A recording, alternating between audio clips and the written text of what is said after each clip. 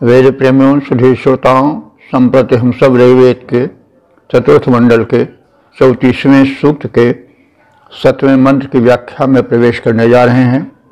मंत्र दृष्टा ऋषि वामदेव, देवता ऋभुगण और छंद त्रिष्टुप है। शीर्षक है इंद्र से प्रमुख देवों के साथ सोमपान करने का आग्रह। अब संबंधित मंत्र का सर्वप्रथम सस्वर पाठ हो जाए।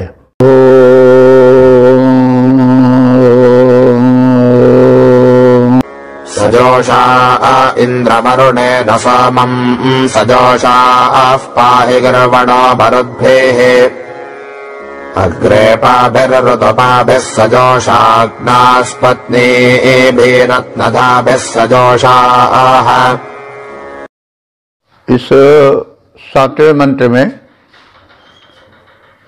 प्रमुख देव और देव पत्नियों के साथ इंद्र से सोमपान का आग्रह है।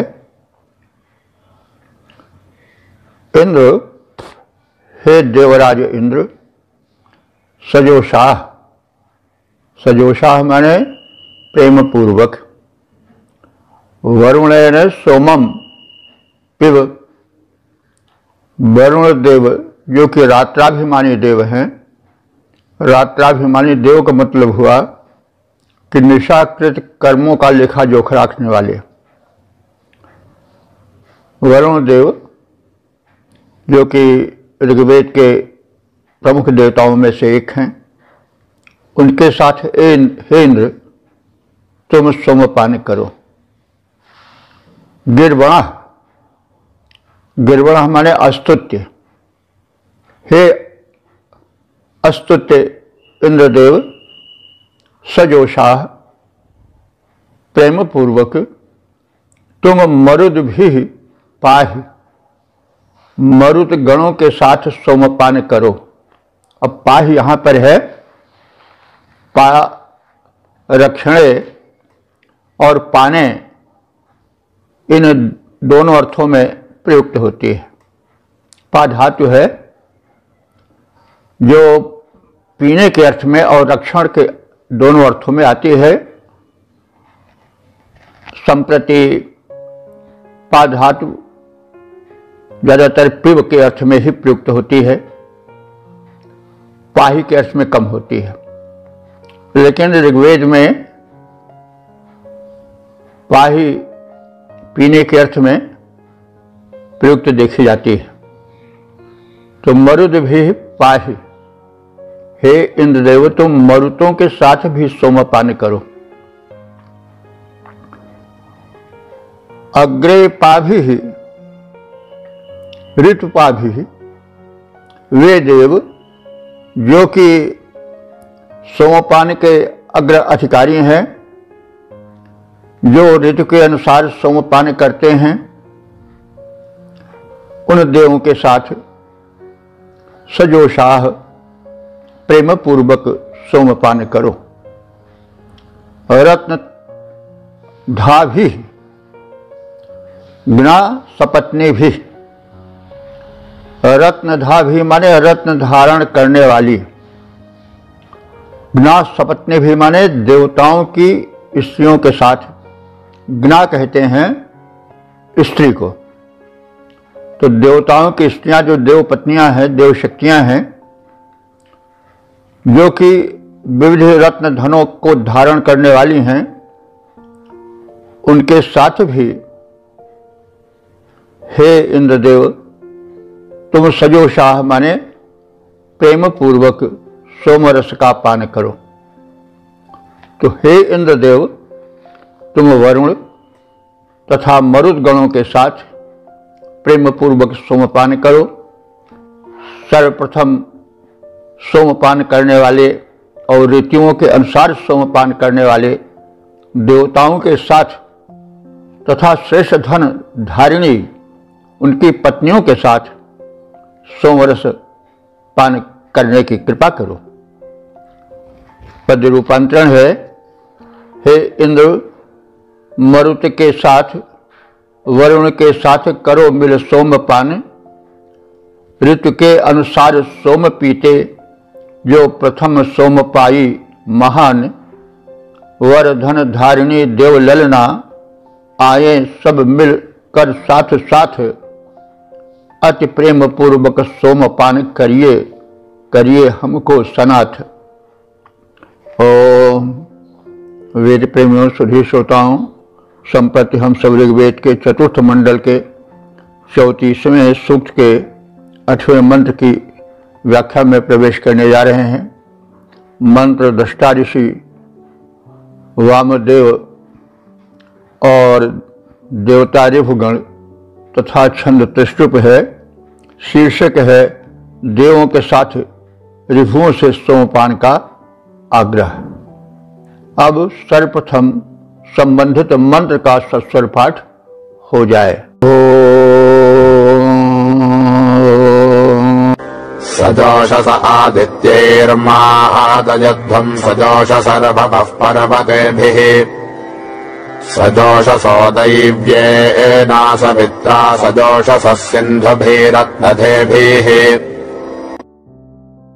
इस 8वें मंत्र में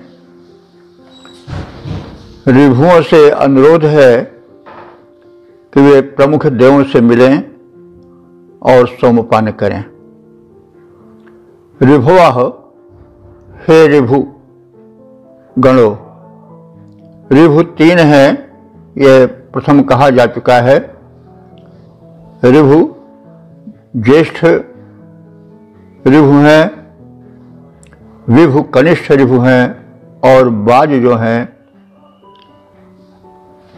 पुनः सुने, ऋभु जो हैं वो ज्येष्ठ ऋभु हैं, और जो विभु हैं वो मध्य ऋभु हैं, और जो बाज हैं वो कनिष्ठ ऋभु हैं। 3 भाई हैं, तीनों बड़े शिल्पी हैं, कुशल हैं, समाज सेवी हैं, मातृ पितृ सेवी हैं, शिल्प में परम नैपुण्य प्राप्त किए हैं, सदाचारी हैं, सद्व्रतधारी हैं, इसलिए सब मनुष्य से देव बन गए हैं और सोमपान के अधिकार से युक्त हो गए हैं। देवों के साथ बैठकर सोमपान करने का अधिकार मनुष्य को नहीं है। वो प्रसाद ले सकते हैं जो अवशिष्ट है, लेकिन बैठकर साथ सोमपान नहीं कर सकते हैं। यह एक डिसिप्लिन है, अनुशासन है, आज भी होता है भाई। जब बड़े लोगों की पार्टी होगी, मिनिस्टर्स की होगी, तब उसमें सामान्य लोग थोड़े प्रवेश पाएंगे, भले ही वे कुछ अधिकारी ही क्यों न हो। तो एक अनुशासन होता है कि जो पद में, बल में, अन्य गुणों में वरिष्ठ होते हैं, उनको प्राथमिकता दी जाती है, उनका एक अलग से ग्रुप होता है। तो ये शिष्टाचार है।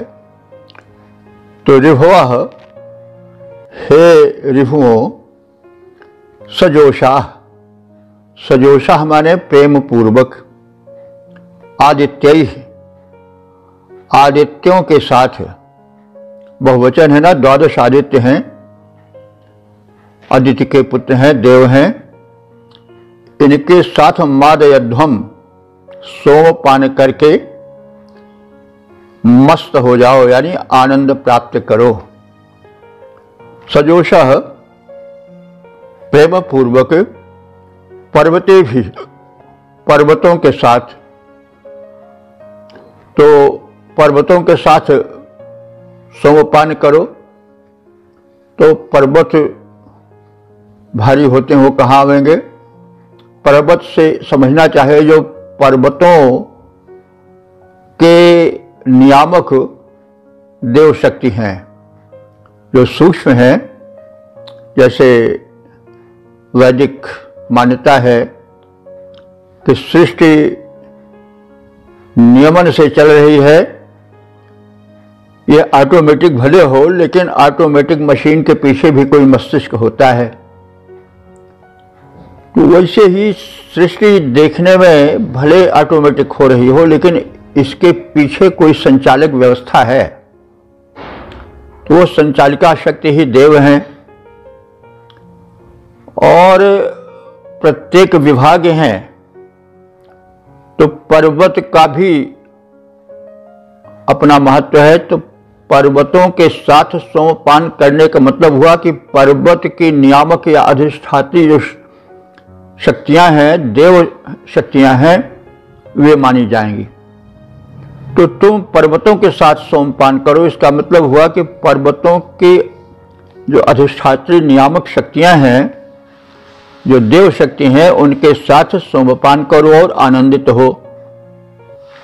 दैवेन सवित्रा, दैवेन माने दिव्य गुणों से युक्त। सवित्रा, सवित्र शब्द का तृतीया एक वचन है, सहयोगी तृतीया होता है। तो सवित्रा माने सविता देवता के साथ, दिव्य सविता देवता के साथ तुम मिलो और सोमपान करो। रत्ने भी सिंधुवी, रत्ने भी माने जो रत्न धारण करने वाले हैं। रत्नेधि भी, तो सिंधुवी। और सिंधु का अर्थ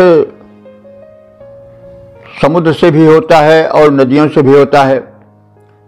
नदियों को सिंधु इसलिए कहा जाता है कि वे संदनशील हैं, माने सरकती हुई बढ़ती हैं, आगे प्रवाहित होती हैं, इसलिए उनको सिंधु कहा जा सकता है या कहा जाता है। ऋग्वेद में नदियों के लिए सिंधु शब्द विशेष रूप से प्रयुक्त हुआ है, लेकिन सिंधु का अर्थ सागर भी है।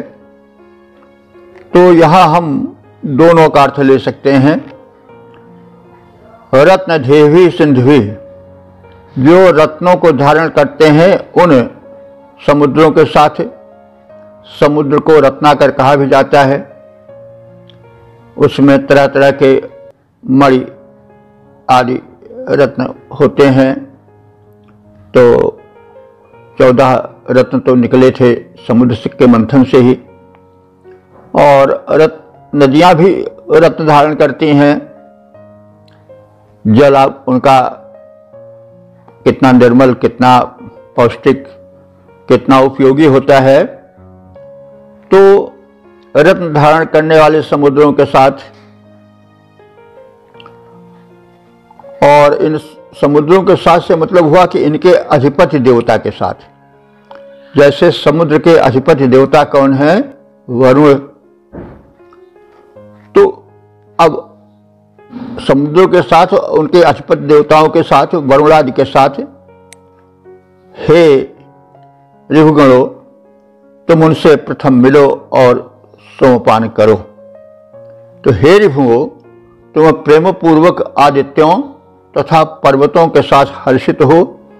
तुम देवहितैषी सविता और रत्नों के धारण करने वाले सागरों के साथ प्रेम पूर्वक हर्षित होकर सोमपान करो।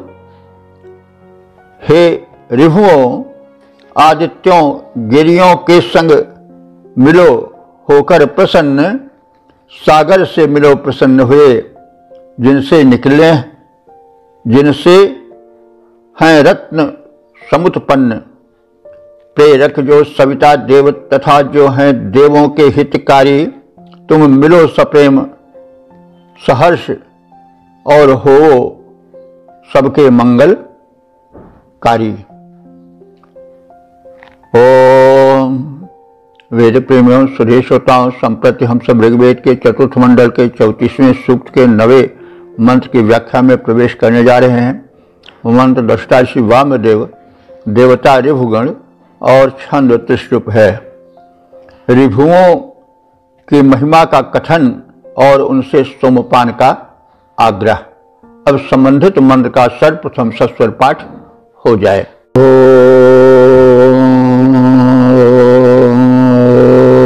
ये अश्विनाये पितराज ऊते धेनुन्त दक्षरभगोजे अश्वा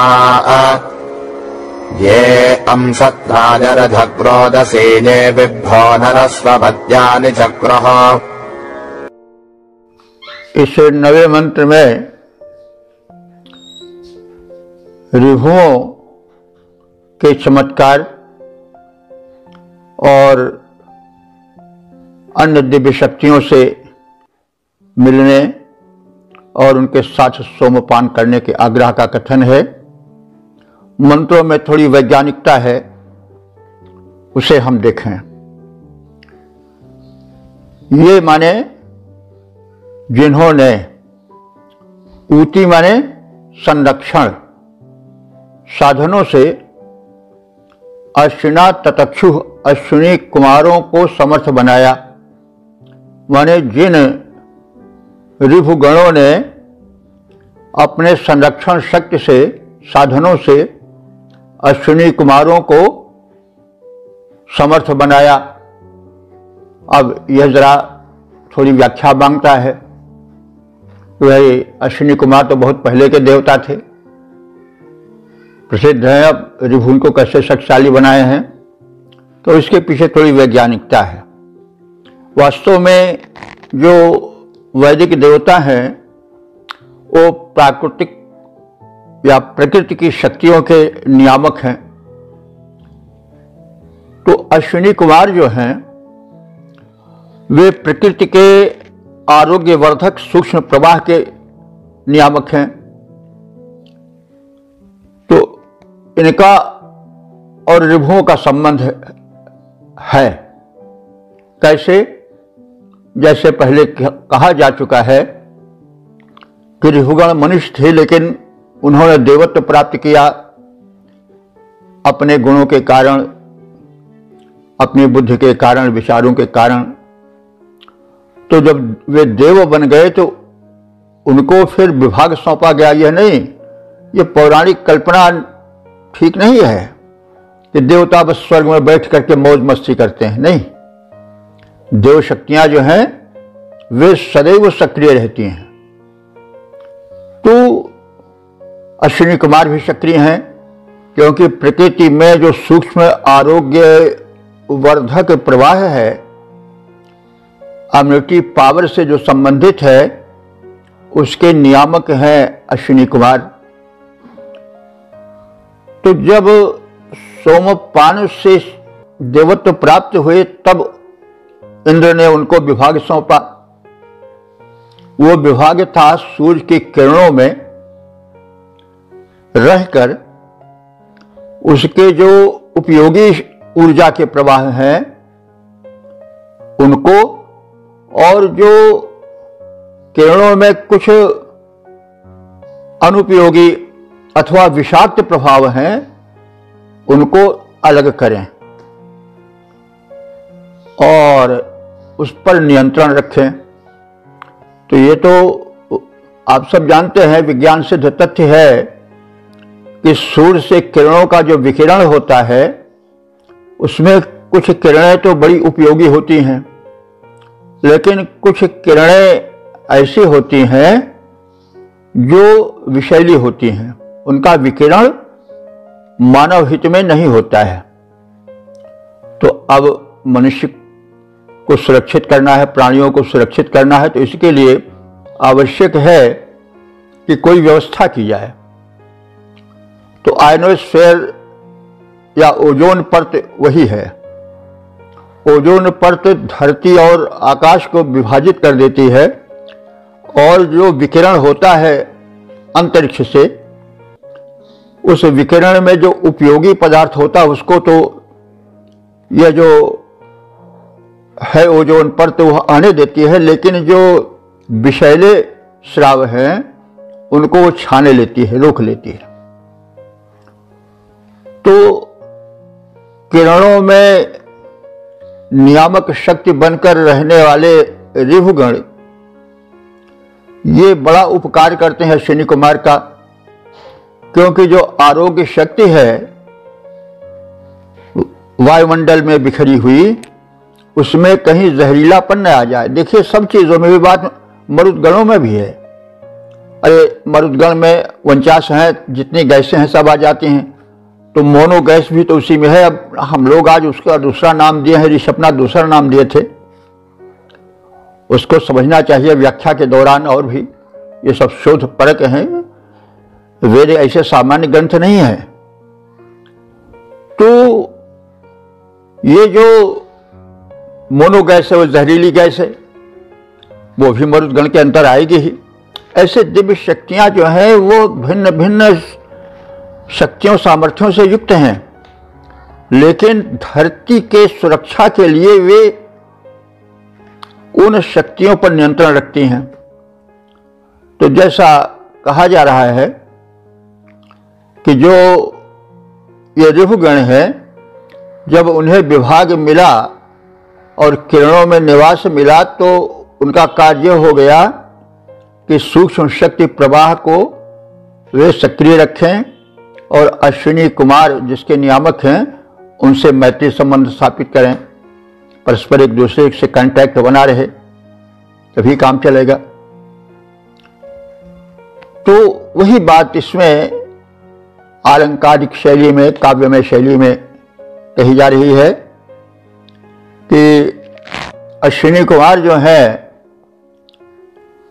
वे समर्थ बनते हैं किसके? ऋभु गणों के माध्यम से। यानी ऋभुगण सूर्य किरणों में जो व्याप्त ऊर्जस्वल और प्राणी हितैषी पदार्थ हैं उनको सौंपते हैं अश्विनी कुमारों को, विषैले पदार्थों को रोक देते हैं। तो इस तरह से ये अश्विना ततक्षु हैं, अश्विनी कुमारों को समर्थ बनाने वाले हैं। ये पितरा, ये माने जिन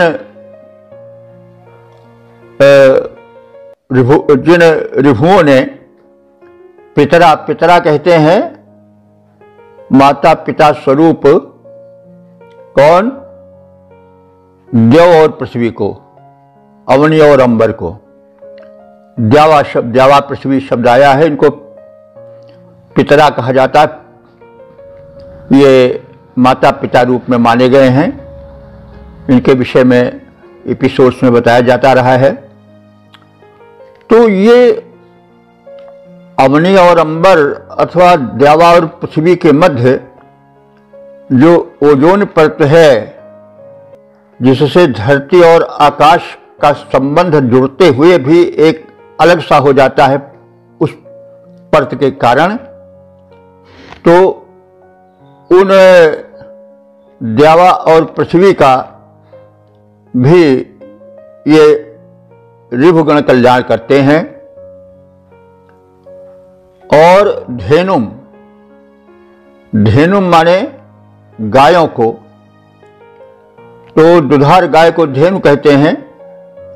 तो गो यानी गाय बड़ी कल्याणकारिणी और बड़ी उपयोगी मानी जाती थी, क्योंकि गाय के विषय में कहा गया है कि यह 24 घंटा ऑक्सीजन फेंकती है, इसका मलमूत्र सब औषधीय होता है, दुग्ध तो इसका अमृतमय होता है।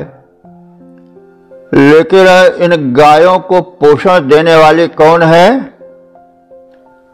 ये ऋभुगण है, क्योंकि ऋभुगण जो है वे सूर्य की किरणों के नियामक हैं।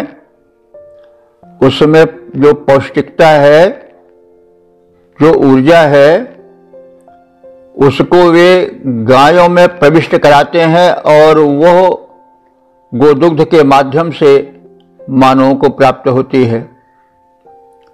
तो इसलिए वे गायें जो कि चलती फिरती रहती हैं, चरती रहती हैं, जिनसे सूर्य के किरणों का स्पर्श होता रहता है, उनका दुग्ध विशेष हितप्रद होता है, स्वास्थ्यप्रद होता है।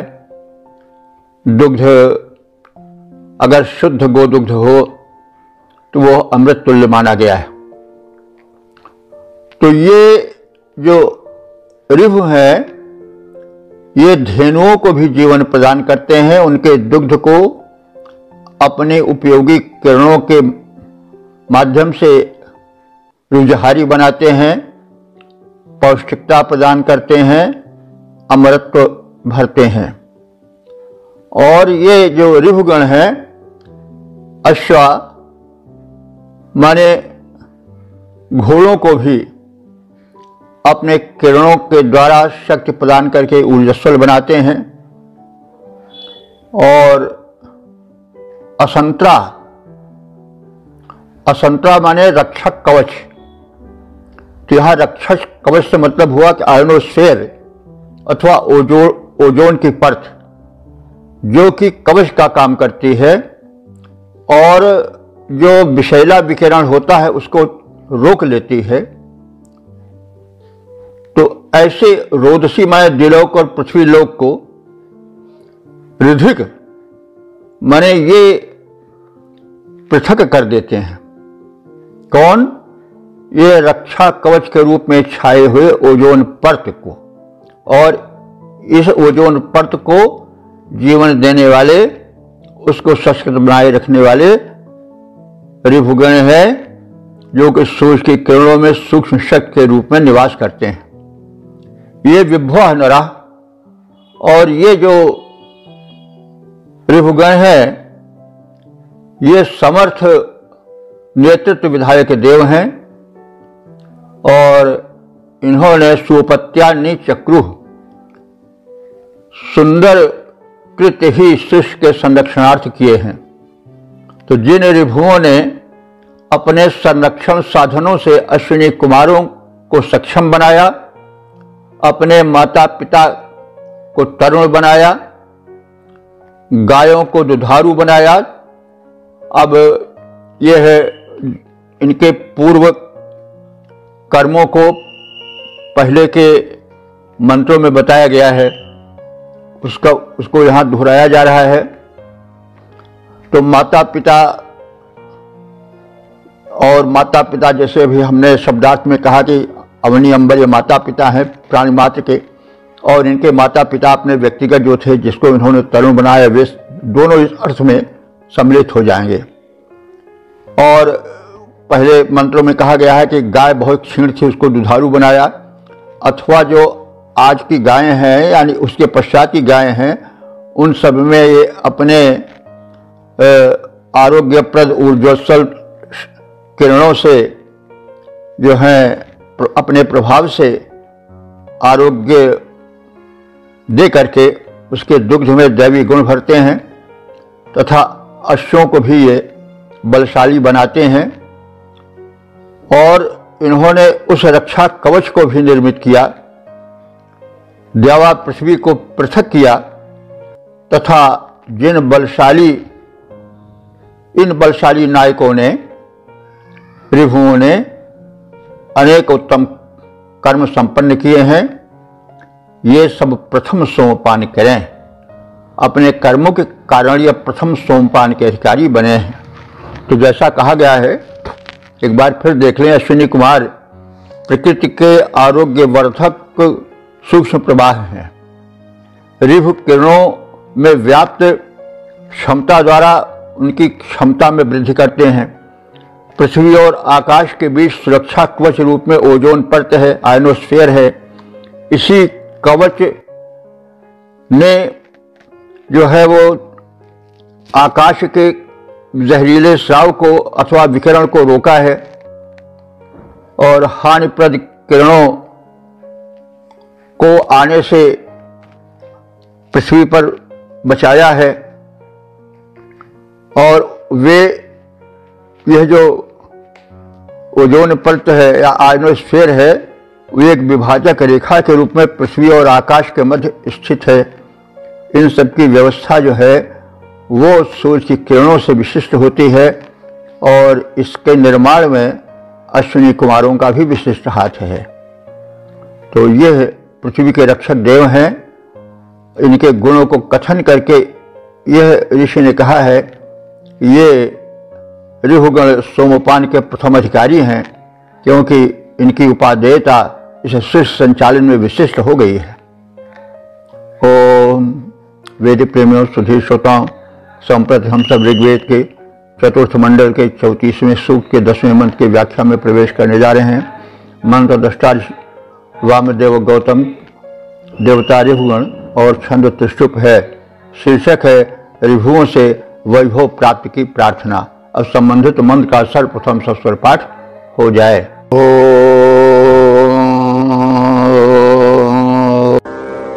गोमन्तम् वाजवन्तम् सुवीरम् व्रजिन्धत्सवसुमन्तम् वरुक्षम् ते अग्रे पारभवो मन्दसाना अस्मे धत्तजेठरातिम् गृह्णन्ते।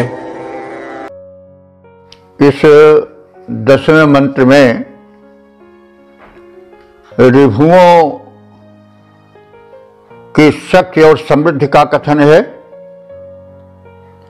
वे देव में प्रमुख स्थान प्राप्त कर चुके हैं।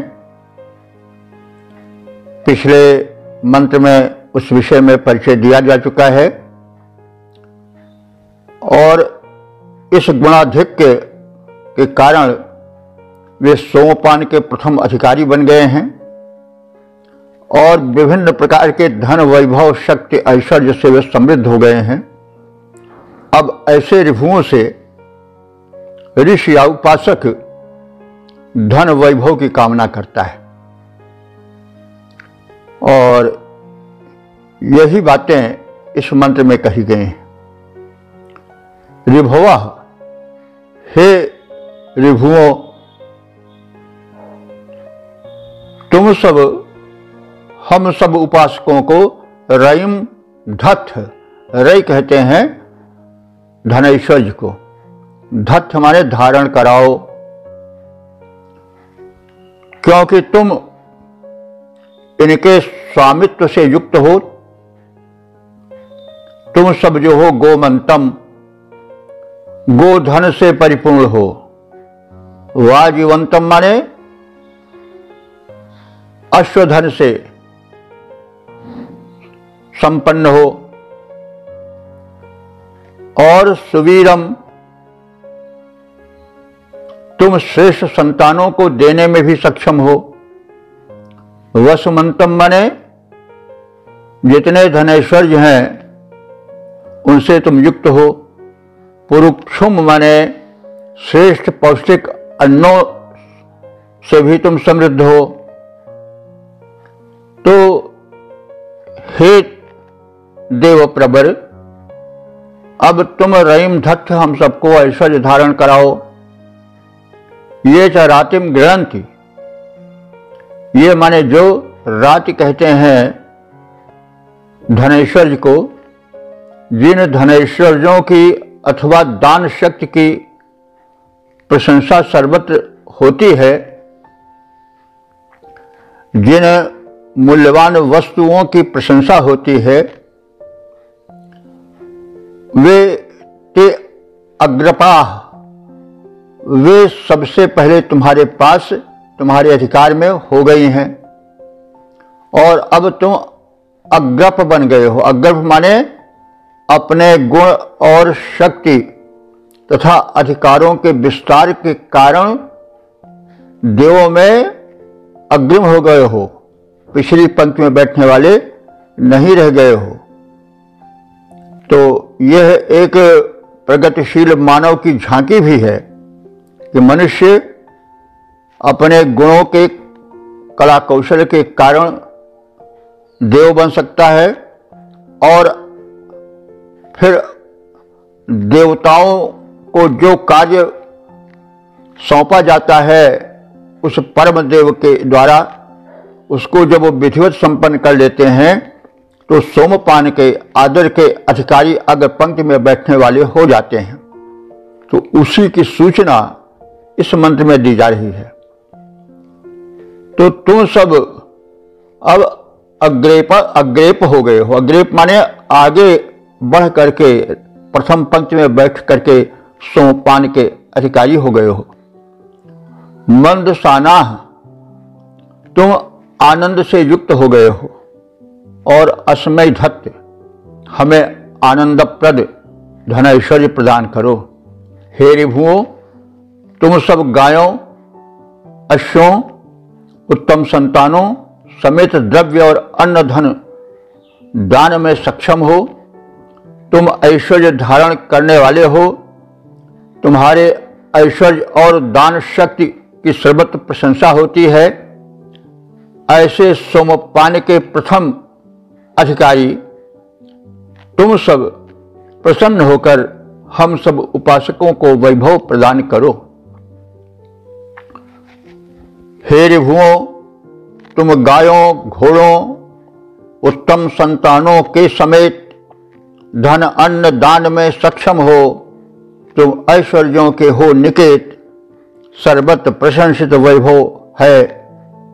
तुम सोम के प्रथम अधिकारी होकर प्रसन्न, दो धन वैभव, तुम उत्तम धन वैभवधारी। ओम। वेद प्रेमियों, सुधी श्रोताओं, संप्रति हम सब ऋग्वेद के चतुर्थ मंडल के 34वें सूक्त के 11वें मंत्र की व्याख्या में प्रवेश करने जा रहे हैं। मंत्र दशाईश वामदेव गौतम देव ऋभुगण और छंद त्रिष्टुप है।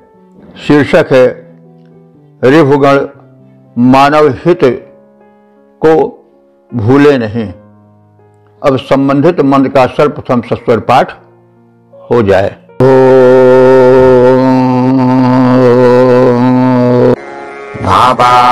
भूतनभो तेदृशामानिशस्तार्भवो जिग्ने अस्मिन् समिन्द्रेण मदथ सम्मरुद्भिः सम्राजभिरत्नतेजाय देवाः। इस 11वें मंत्र में ऋषि अथवा उपासक ऋभुओं से यह प्रार्थना करता है कि उनके और मानवों के संबंध अस्थायी और अटूट बने रहें। तो ये समापन का मंत्र है। इसमें निष्कर्ष दिया जा रहा है और निष्कर्ष ये है कि मनुष्यों और देवों का संबंध अटूट हो, क्योंकि ये एक दूसरे के पूरक हैं। इसको थोड़ा समझने की आवश्यकता है। पूरक कैसे हैं? वैदिक देव कौन है? जल, पवन और सूर्य, पृथ्वी, आकाश आदि। तो ये हमें जीवन देते हैं, क्योंकि इनके बिना हम नहीं रह सकते हैं। हमारा अस्तित्व ही समाप्त हो जाएगा यदि जल न रहा, यदि वायु न रही तो। लेकिन ये सब हमारे सहयोग के भूखे हैं। जब तक हम मानवों से ये सहयोग नहीं पावेंगे, पूजा नहीं पावेंगे, यज्ञ भाग नहीं पावेंगे, आहुति नहीं पावेंगे, तब तक ये भूखे रहेंगे और इनकी शक्ति क्षीण रहेगी। बड़ी स्पष्ट बात है कि भाई आज हम लोग मिलजुल कर शिकायत करते हैं कि भाई अब अन्न में बल नहीं रह गया है, स्वाद नहीं रह गया है, जलवायु बड़ी दूषित हो गई है, जल शुद्ध नहीं है, वायु शुद्ध नहीं है, पृथ्वी और आकाश में अब जो है वो मनुष्यों में तालमेल नहीं रहा है। कहीं अतिवृष्टि, कहीं अनावृष्टि, कहीं अति शीत, कहीं अति ऊष्मा बढ़ रही है। बार बार ये सूचित किया जा रहा है कि मनुष्य ने जो देव शक्तियों को रुष्ट कर दिया है, जलवायु आदि को प्रदूषित कर दिया है, उससे निरंतर जो है वो पृथ्वी का तापमान बढ़ रहा है और ध्रुव प्रदेश में जो जल का बहुत बड़ा भाग बर्फ रूप में जमा है वो पिघल रहा है और पिघल करके समुद्रों में आ रहा है। कुछ ही समय में ऐसा समय आ सकता है जबकि समुद्र डुबो ले पृथ्वी को। तो इसलिए यह बार बार चेतावनी जाती है, ग्लेशियर्स पिघल रहे हैं। कारण है कि धरती का बढ़ता तापमान, और वो तापमान बढ़ रहा है प्रदूषण से। तो ये सब देव शक्तियां प्रदूषित हो रही हैं ना, और प्रदूषित इनको कौन कर रहा है? मनुष्य कर रहा है। इनको सशक्त और सबल और स्वस्थ कौन बना सकता है? मनुष्य कैसे यज्ञ करे, आहुतियां प्रदान करे, औषधीय द्रव्य दे, ताकि जल स्वच्छ हो, वायुमंडल स्वच्छ हो, धरती जो है वो बलवती बने, उपज अच्छी हो, फल फूल साग सब्जियों में बल आवे, ऊर्जा आवे। तो ये सब देव शक्तियां ही तो कर सकती हैं, और देव शक्तियां जब मानव द्वारा बल पावेंगी तभी तो। हम आज कदम भर भी नहीं चलना चाहते पैदल, हम पेट्रोल ही जलाते हैं जो कि प्रदूषण पैदा करता है, देव शक्तियों को निर्बल करता है, वायुमंडल प्रदूषित होता है। तो नतीजा क्या होता है? मनुष्य भोग रहा है, वो लंगड़ा के चल रहा है, उसके पैरों में शक्ति नहीं रह गई है, रक्त प्रदूषित हो गया है, जो अंगरक्षक तत्व हैं वे निर्बल पड़ गए हैं। अब वो विचार नहीं कर रहा है, दौड़ के यमराज के छोटे भाई या बड़े भाई डॉक्टरों के पास दौड़ा जा रहा है। डॉक्टर लोग उसको पेन किलर दे करके और जहरीला बना दे रहे हैं और जाम पैदा कर दे रहे हैं। तो मनुष्य नारकीय जीवन जी रहा है। नारकीय जीवन क्या है? जब सुख की नींद न ले पावे व्यक्ति, कराहता जिए, शक्ति न रह जाए कि वो 4 कदम चल सके, तो वही सब तो नारकीय जीवन है, और कुछ कोई थोड़े है।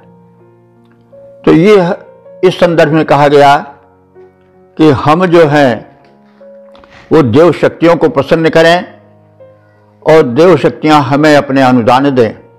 हम दोनों सहयोगी बने, क्योंकि हम एक दूसरे के पूरक हैं और एक दूसरे के सहयोग पर चल सकते हैं। तो यह बात गीता में भी छनकर आई है, और गीता के 3 अध्याय के 11वें मंत्र में बड़ा स्पष्ट कहा गया है कि देवान भावतानेन ते देवा भावयन्तु वह परस्परम भावयन्तः श्रेयः परम वाप्स्यथ।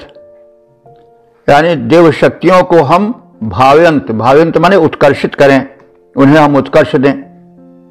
कैसे? जैसे बताया गया है, प्रदूषण न फैलाएं, देव शक्तियां उत्कर्षित होंगी, वृद्धि प्राप्त करेंगी, स्वस्थ रहेंगी। तो फिर और ये ते देवा भावयंत वह माने तुम सब मनुष्यों की देव शक्तियां जो हैं, जल पृथ्वी वायु आदि सब जो हैं, ये तुमको मतलब उत्कर्ष दें, भावयंतु उत्कर्षित करें। तो इस प्रकार से परस्परम भावयंता, परस्पर तुम भावयंता माने एक दूसरे को उत्कर्ष प्रदान करो। मनुष्य देव शक्तियों को उत्कर्ष दें और देव शक्तियां मनुष्य को उत्कर्ष दें, और इस प्रकार से श्रेयः परम वाप्स्यथ, तुम दोनों परम श्रेय माने परम कल्याण को प्राप्त करो।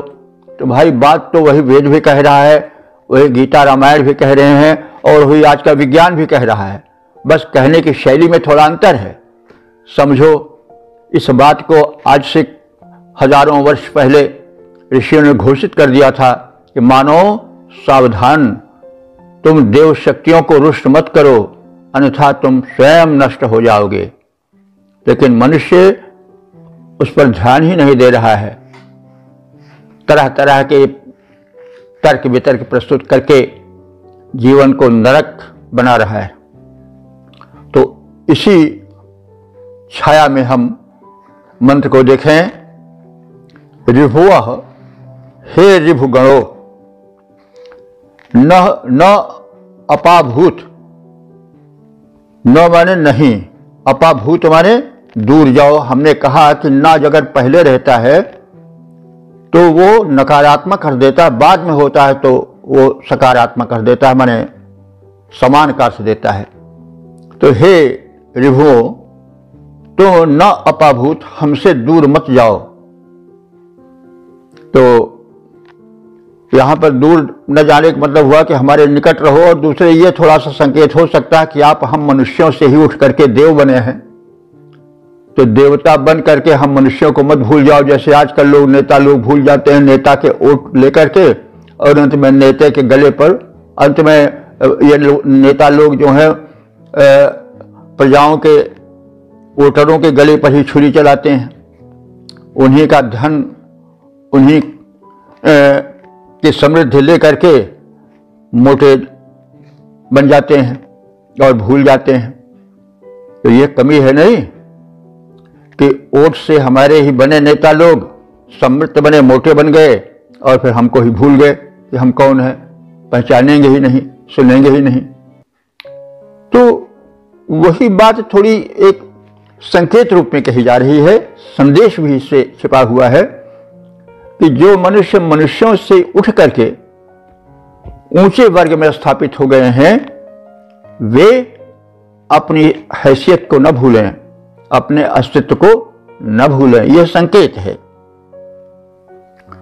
तो हे ऋभुगणो न अपाभूत, तुम हम मनुष्यों से ही उठ करके देव बने हो, अब इस महत्ता में तुम हमको भूल मत जाओ, हमसे दूर मत हो जाओ, और हम लोग भी अपना फर्ज निभावेंगे। हमारा फर्ज क्या है कि तुम्हें आहुति दें, तुम्हें सोम रस प्रदान करें, तुम्हें पौष्टिकता दें, तो वह न अतीत शाम, हम सब भी तुम्हें प्यासे न रखें, यानी तुम्हें सोमपान कराएं जो कि पौष्टिक ऊर्जाप्रद सात्विक पेय है, और तुम्हें आहुति प्रदान करें। तो इस प्रकार से हमारा और तुम्हारा सौहार्द बना रहे। ऋभुआ, हे ऋभुओ, देवाह, तुम दिव्य गुणों से युक्त हो, देव बन चुके हो। अनिशस्ताह, तुम अब निंदा रहित हो गए हो, यानी दिव्य बन गए हो।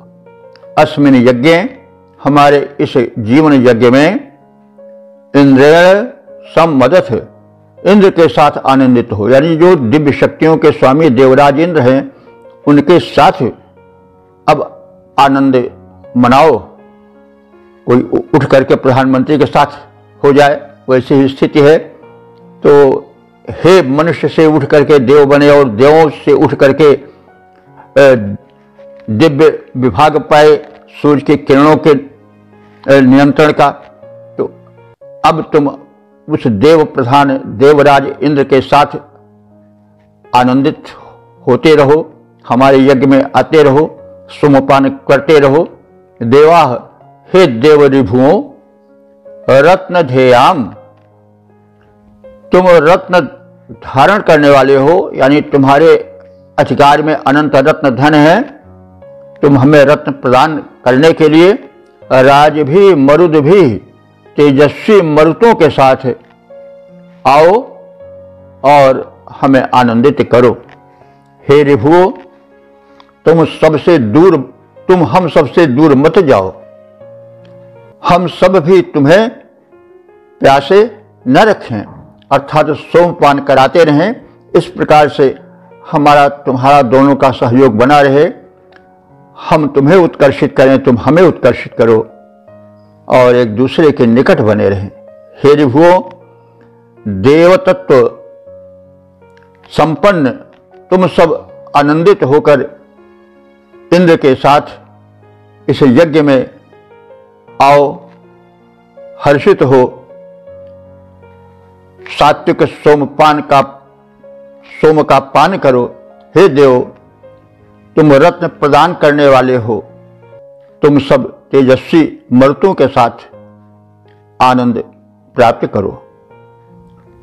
तो हे ऋभुओं, तुम सब हम सब से दूर न जाओ, तुम्हें सोम से तृप्त करेंगे हम सब, आओ यहाँ यज्ञ में इंद्र मरुत संग हर्ष मनाओ, आनंदित होकर हे देवो यहाँ यज्ञ में आओ।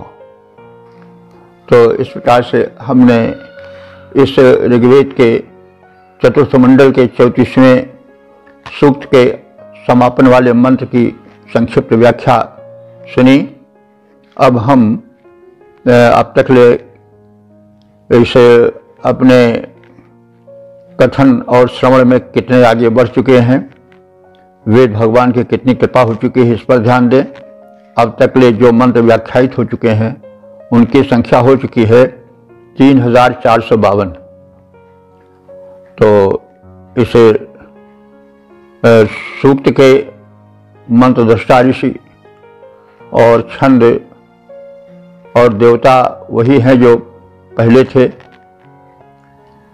यानी मंत्र दृष्टा ऋषि वामदेव गौतम हैं, देवता ऋभुगण हैं और छंद तुष्टुप है।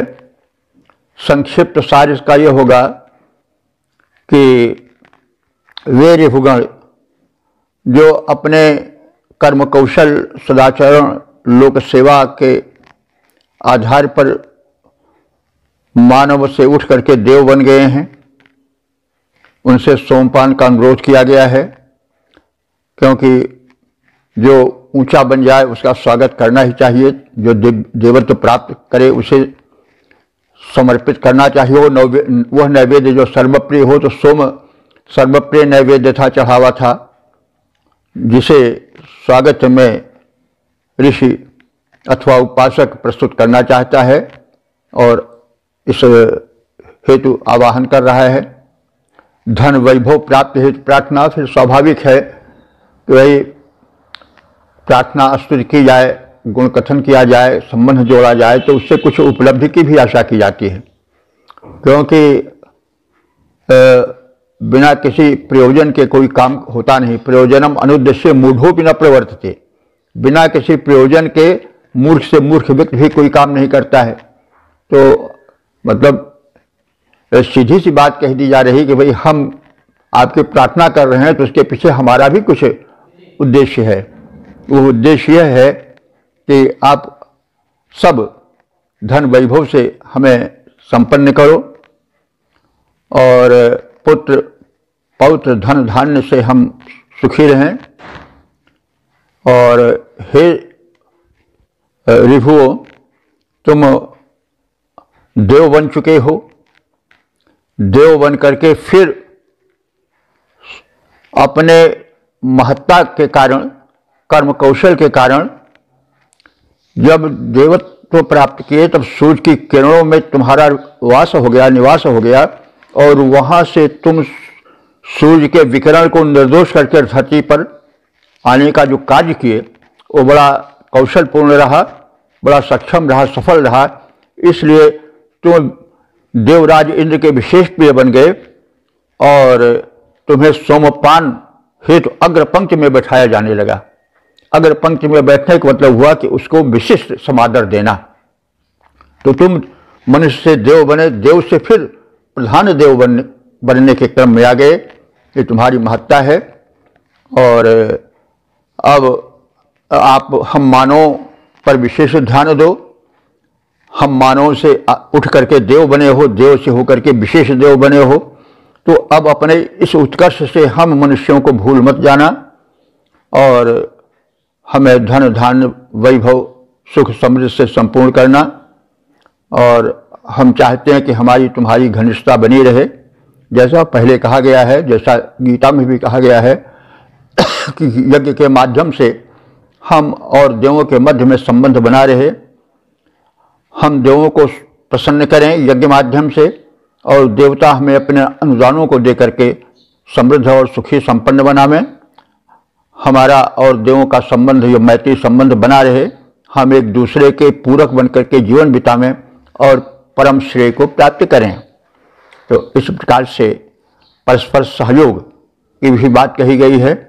मनुष्यों में और देवों में सहयोग बना रहना चाहिए। और सहयोग की भी बात कही गई, कैसे बन सकता है। तो हम इस वैज्ञानिकता को भी पहचानें, भाव को भी पहचानें और इसके आशय को और इसमें छिपे संदेश को भी अच्छी तरह से जानें और जीवन में उतारें। अब इस प्रकार से हम लोग व्याख्या का कार्य इस सूक्त का कर चुके हैं। थोड़ा सा जैसे हम निवेदन करते आए हैं, फिर कह रहे हैं, क्योंकि जो बात हितकर हो उसे बार बार कहना भी चाहिए। आप सब वेदार्थ के ज्ञाता बने, और वेद का प्रचार प्रसार करें।